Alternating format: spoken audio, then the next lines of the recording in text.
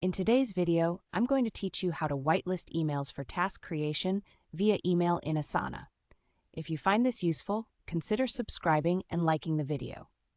All right, let's get started.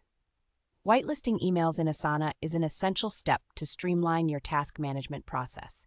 It allows you to create tasks directly from your email, which can save you a lot of time and keep things organized. So let's dive into the steps. First, you want to access your profile. To do this, locate your profile icon. You'll find it in the upper right corner of your Asana interface. It might look like a little picture or your initials, depending on how you set it up. Go ahead and click on that icon. Once you click it, a drop-down menu will appear. In that menu, you'll want to select Settings.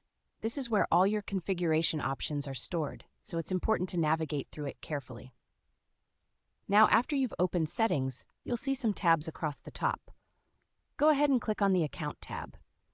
This tab is specifically designed for things related to your account management, including your email settings.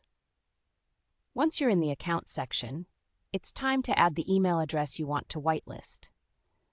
This is a crucial step as it allows you to manage and create tasks from both personal and professional accounts, depending on your needs. Simply enter the email address you want to add and make sure that it's typed correctly. This email will be granted permission to create tasks in your Asana workspaces. After you've added your email, the next thing we need to do is configure email forwarding. For that, switch to the Email Forwarding tab. This part is essential because it's where you customize how the whitelisted email will interact with your tasks. Once you're in the email forwarding section, you'll notice that you have options regarding which workspaces you'd like to link with the email address you just added. Take a moment to review the available workspaces. You'll need to select the specific ones you want to authorize for that email address. This grants permission for that email to create tasks and messages within those selected workspaces.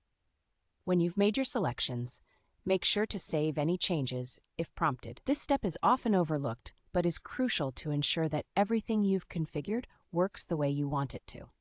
And that's it. You've successfully whitelisted an email address for task creation in Asana. Now, whenever you send an email from that particular address, you can create tasks seamlessly, making your workflow more efficient. Now, before we wrap up, I just want to emphasize how useful this feature can be, especially if you often find yourself juggling multiple tasks through various email accounts. By following these steps, you're one step closer to managing your tasks more effectively and keeping everything organized in Asana. If you found this tutorial helpful, don't forget to like and subscribe for more videos like this one. Thanks for watching, and happy task managing with Asana.